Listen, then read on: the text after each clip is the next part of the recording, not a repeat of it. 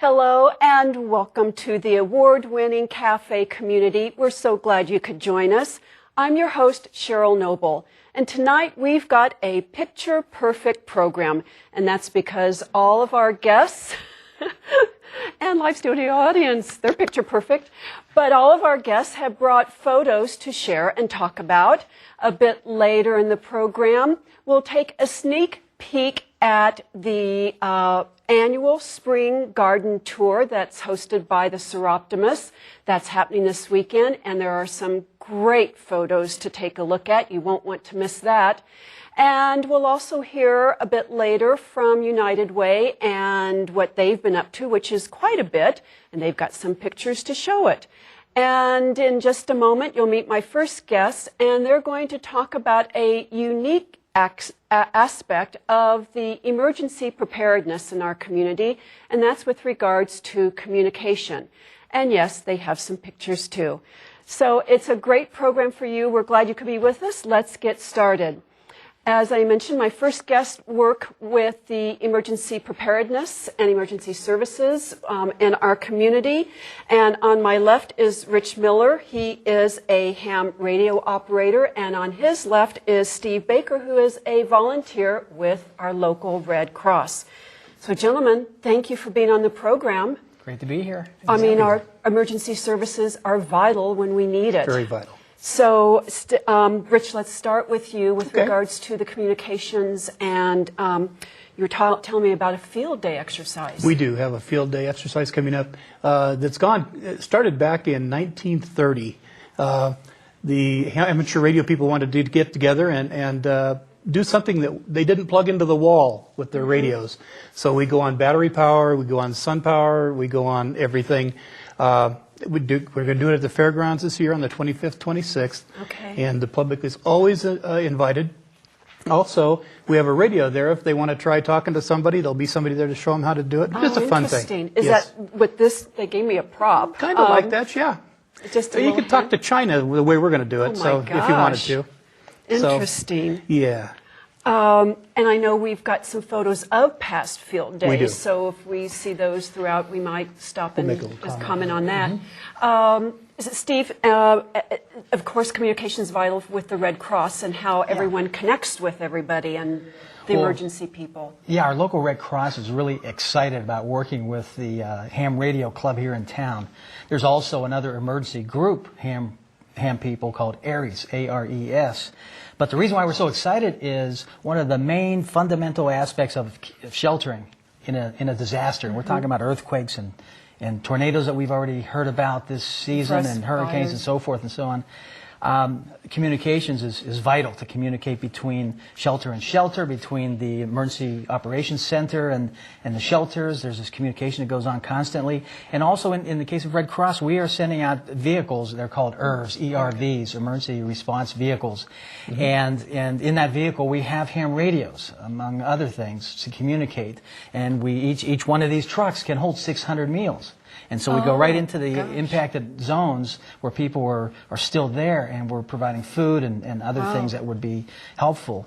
We are excited about working with our local ham radio group on field day and for other things as well, so we can encourage people within the community to just go get a simple, it's very easy to do these days, a tech license that will allow you the usage of quite a few frequencies that can allow you to broadcast to areas from here to San Francisco. Oh, and keep in touch with what's going on in the outer world.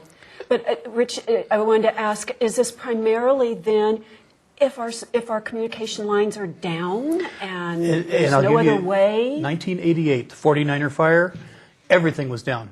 There was, of course, we didn't have cell service then, but there was no communications to any of the fire departments, nothing to rescue anyone.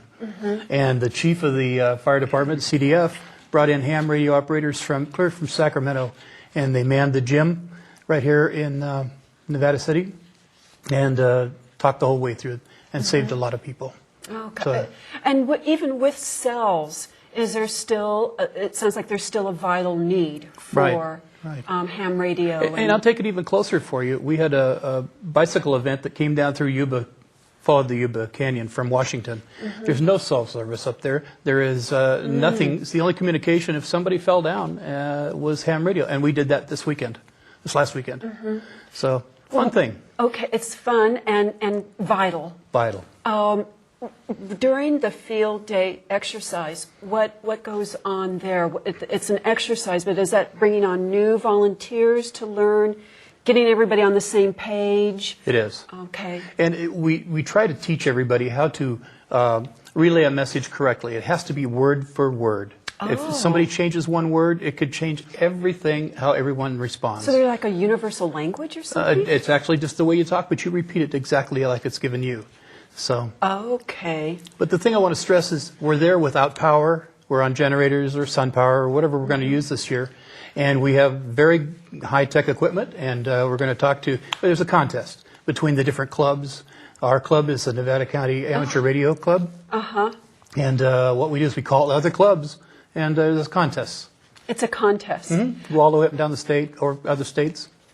Oh, so it's remote contests, though. Not everybody's going to be at the fairgrounds during the field day. No, that's why we want everybody to stop by. It's just a great time, and we have what they call a get on the radio.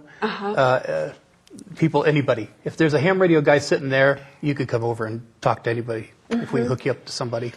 Oh my gosh! Talk to Wisconsin if you want to. So. Yeah, if you want to. Why not? See what they're. How do if it's a contest? How does it get judged? I mean, what's we keep a log. There's a regular log. You send the log into our national association, which is ARRL, and they put it all together and put it on a computer, and you get judged by it in points and all. Goodness! But the whole thing leads up to one thing, and as that we dovetail in with the Red Cross.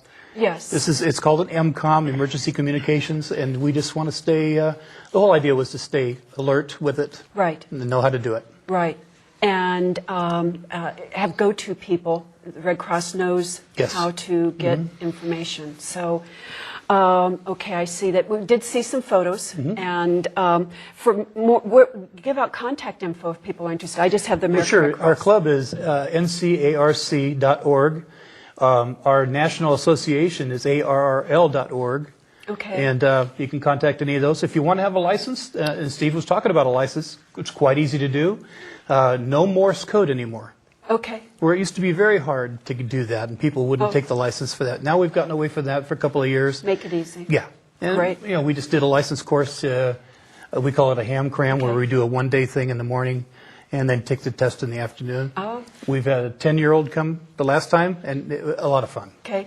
Well, we are out of time, but thank you so much for offering and providing a vital service and communications, and good luck with the contest. Thank you for having us. All right, Steve, thank you, and Rich, thank you. We'll have you come back again. I hope so. Thanks. All right.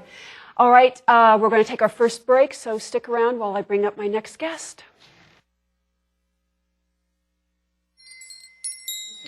Hey, hello, I'm Charles Durett, and I'm really looking forward to speaking at the Green Life Festival. In particular, I'm really looking forward to the conversation and the discussion where together we discover, the benefits of a wonderfully sustainable land use and a wonderfully sustainable building envelopes and wonderfully sustainable lifestyles that actually can, make it possible for us to, successfully continue our species, if you will. When people say, what's your definition of sustainable? Well, I guess it was Chief Seattle who said we have to think about 7 generations from now. Well, that's 150 years. And I'm hoping that 150 years from now, a newborn baby has the same or better opportunities than you and I did. I think we can do that. What we do today has everything to do with their success in the future. We can actually do it. We have to be committed. It's actually more fun. As an architect, I feel blessed to be able to do projects that I think contribute to the solution. The Green Life Festival will really be the launching of our new book, Katie McKenna and my new book called Creating Co-Housing, which is a book we just finished literally weeks ago, hot off the press. And that'll be a book signing there.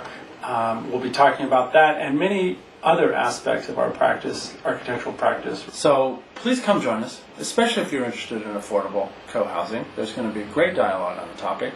especially if you're interested in senior co-housing, if you're interested in sustainable design, if you're interested in sustainable lifestyles, green lifestyles, please come join us. I think you'll find it very rewarding.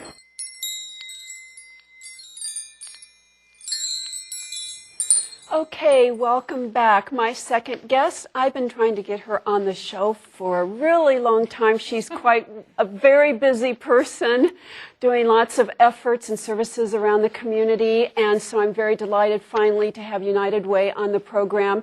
She is the executive director, and a warm welcome to Megan Timpani with United Way. Thank you. Hi. I'm really happy to be here. Well, I'm so glad you're here finally. You've got so much going on. We're very busy at United Way. We have limited staff, but we're making it happen. Yeah, and making a difference. We're trying, yeah.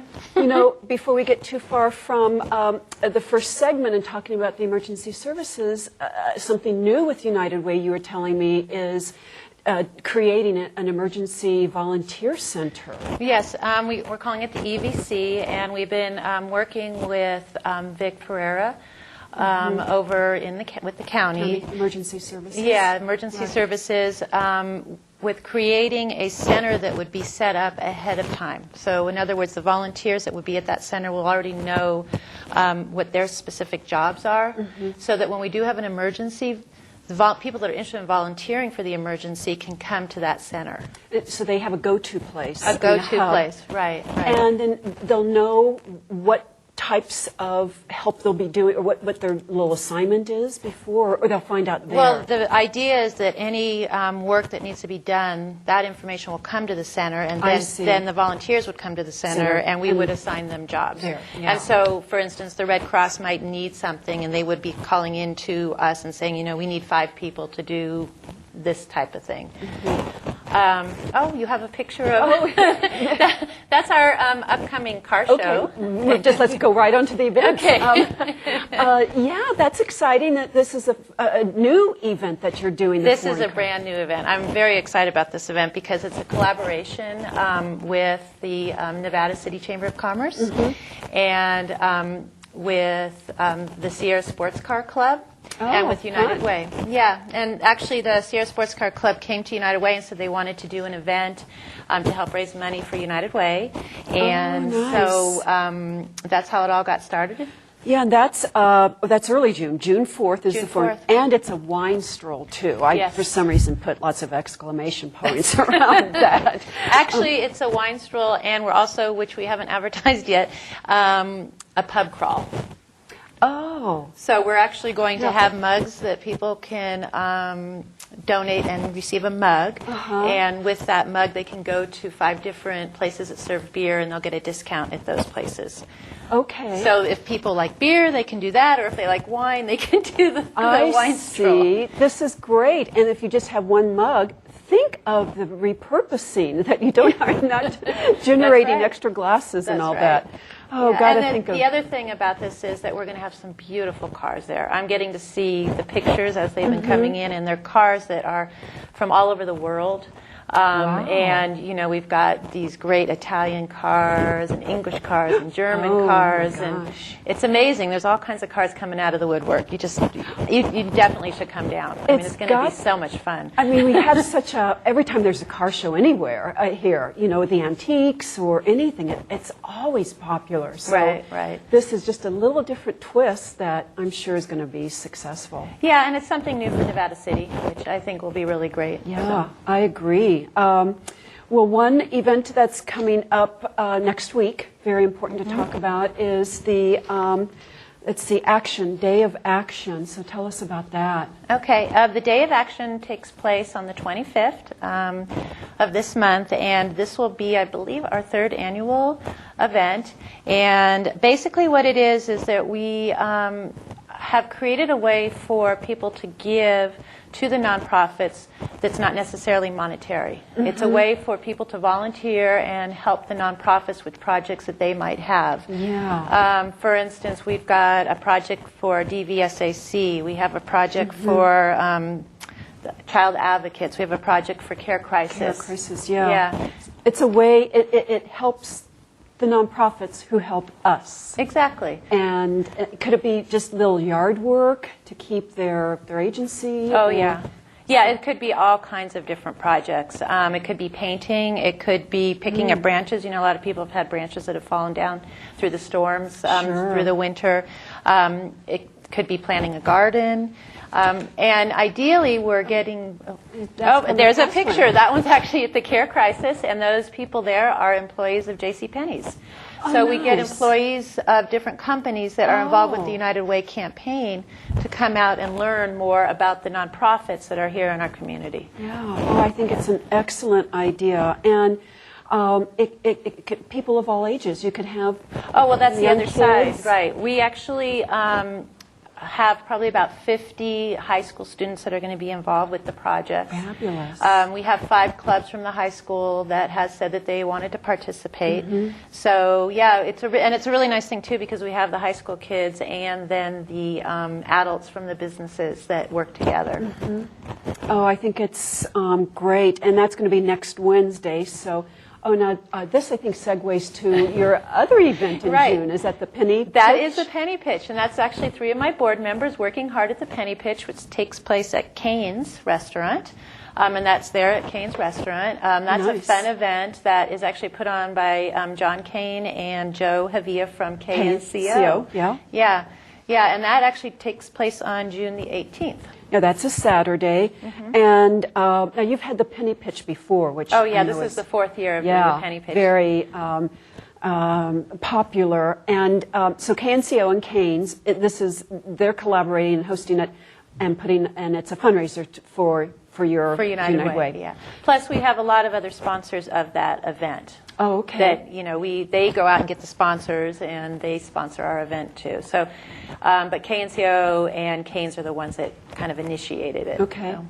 Gosh, so do they actually pitch pennies for something? Is this? Yeah, it's a really fun event. What you do, well, actually, the idea came from San Francisco. It's a big event in San Francisco, and what you do is you pitch a penny against the wall and you go against another person, and whoever's penny is the closest wins that round.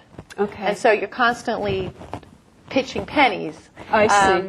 And there's teams, too. Okay. There's the whole process around It's it. always a contest. Always a contest. Yeah, it's very, Okay. and it's really fun. And there's another event which I haven't even shared with you, which Well, maybe I'll come back. You'll have before to that come back one. because I just got the wrap-up Oh, signal, okay. unfortunately. But the big thing coming up is next Wednesday, the Day of Day of Action. Action. And we've got on the rolls, I've got the information, but the website is uwnc.org, okay?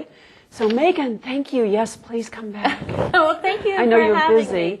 Yes, All right. we are, and it's been great. This is a wonderful community to be working in. Yeah, good resources. Very supportive, yeah. All right, thank you. And please stick around. We've got my next guest and more photos. We'll be right back.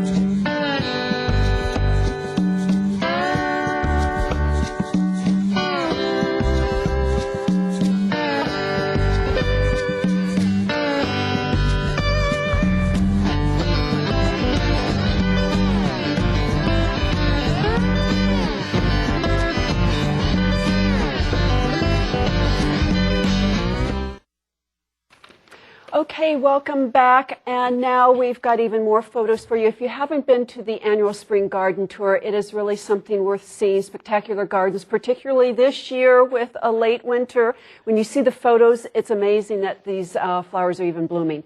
So I'd like to introduce to you my guest, Linda Fisher. She is with Seroptimus International of the Sierra Foothills, and she's going to tell us about the garden tour. Hi, Linda. Hello. Thank you for having me tonight. You're very welcome. This is a great annual tradition, and it benefits various organizations. So tell us about the Seroptimus. Well, Seroptimus is a group of fun ladies. Our group is fun ladies, and we just want to get together and bring something to the community.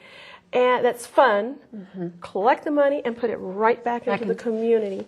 And the kind of things we do, we have service awards. This year's service awards that we gave back to the community was over $3,000. Wow. Education, Bear River Grad Night, Nevada Union Grad Night, PAL program, Read Me a Story, Saddle Pals, and our Kids Plays Friendship Club, Read Me a Story. We started Read Me a Story many years ago, and that's over $4,500 that we've given to all of those. And then in the health issues, we've got things like the Health Institute. We work with the hospital, bringing kids that are interested in medicine. We have a summer program where they learn about medicine and see if they're interested in something of that nature. Right. Oh, excellent. Yeah, and I know there's scholarships, too, that you provide. And also, you support the Interfaith Food Bank and yes, we do. The Nevada County Food Bank. We do. So, We've spent over $10,000 so far this year back into the community, and it all comes from our garden tour. You're kidding. Yes. Oh, that's We do have powerful. 2 yard sales, but most of our money comes from the the garden tour. Garden tour. Well, let's talk about it because, and I know we do have some photos. This is it's this weekend. Yes. Yeah, 2 days, and there's eight gardens. Yes. And it's self-guided, so people just pick up a map and make a day out. Well, we have a lot of locations that are selling the tickets, and when you buy a ticket, you get the map, and there's a drawing, and there's also written directions. So it depends on which part of your brain that you use for using a map. So Okay. because we're all different, you know, in doing maps. Maps are a sensitive subject. It is. And they've always bragged about how wonderful our maps are. We haven't had, in 18 years, we've had very few mistakes on our maps because we really work it. And it's primarily, let's see, Alta Sierra, Nevada City, Grass Valley, and Colfax Highway. So it's really kind of within our, very all close by. Yes, and if you start at 10 in the morning and you go to all the gardens, you can make it by 4 in the afternoon. But if you don't, you can always come back on Sunday and finish the tour on Sunday. You know, like go have a leisurely lunch on Saturday, get all your girlfriends. In fact, you know how much we all enjoy our county. Call your friends down in Sacramento and Reno and have them all come and spend the day with you and show off our county by taking them on our garden tour. Yeah. It'd be a great day of fun.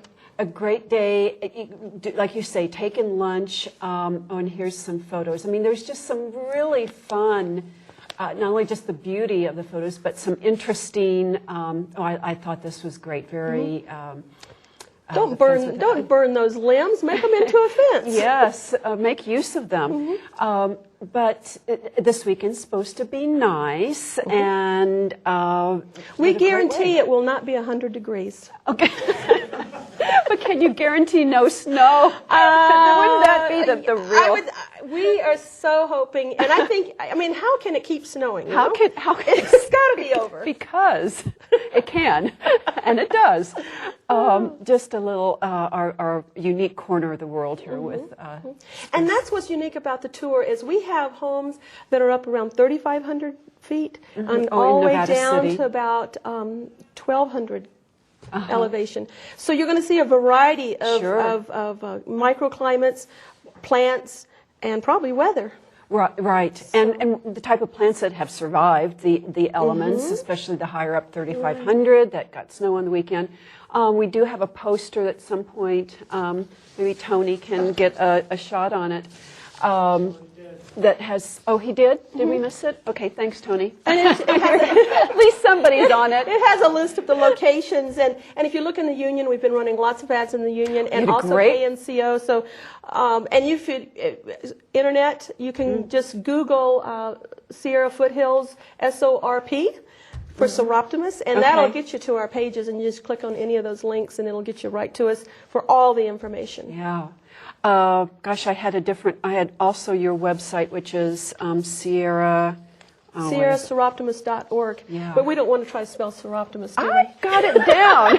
So just Sierra Foothills Okay. and SORP, and that will get you close enough that you can click on our link. And It'll get all get you the right there. Yeah. Well, you have the newspaper because Saturday you had an Yes. incredible write-up on the home and garden section. Yes, And we have two fabulous writers. We have Charlotte Germain and Dick Tracy, which they're very well known for their writing abilities for gardens and the photographs. And so if you've got a copy of Saturday's paper, then you can pick it up. Or I'm sure it's on the union.com too. Yes. On their I'm sure website. it is. And again, even if you had a garden, you found something that you really liked, then you could call somebody and say, hey, and go back the next day. yes. And Yes. to see it. So it's all very open. And if you just decide at the last minute that you want to go and you have this paper, the addresses are underneath the photos. So just Google one of those addresses, go to that garden, and you can buy a ticket at the garden. They're $5 more. They're $25 at the garden. But you can go to any garden and buy the tickets also. Right. Okay. Well, it looks absolutely dreamy. And I think this is the 18th annual. So Correct. Very interesting information and good to know information that your garden fundraiser provides so much for our community. And I saw on your website your organization promotes the betterment of women and children in our Yes, we community. do. And We do. you do that very well. Well, thank you. Yeah. And come to our tour. Oh my gosh, I'm in. Yes, thank you so much. You're welcome. You're very kind. And I did go last year. And it's visual candy, eye candy. That's how I would describe it. Lots of fun. Well, thank you for having us. Well, please come on again, probably next year. But thank you, Linda. Good luck. I'm sure it's going to be a big success. And we have plenty of room. We need more Soroptimists, so Oh, come gosh, join us. yes. It's Little Thursday at 7 a.m. at Trolley Junction, and we're always looking for new members. I don't know, 7 a.m., that did it right. That was a deal breaker for me. I don't think so.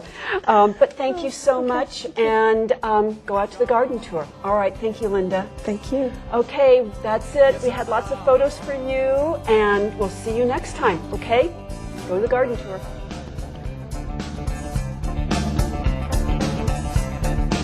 Okay. Note. Lay me down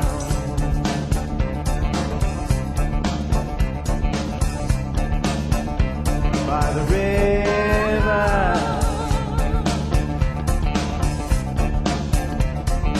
Lay me down slow. Move around me like the water. Be sure to join us each week here on NCTV for the latest in sports action featuring baseball, volleyball, and swimming.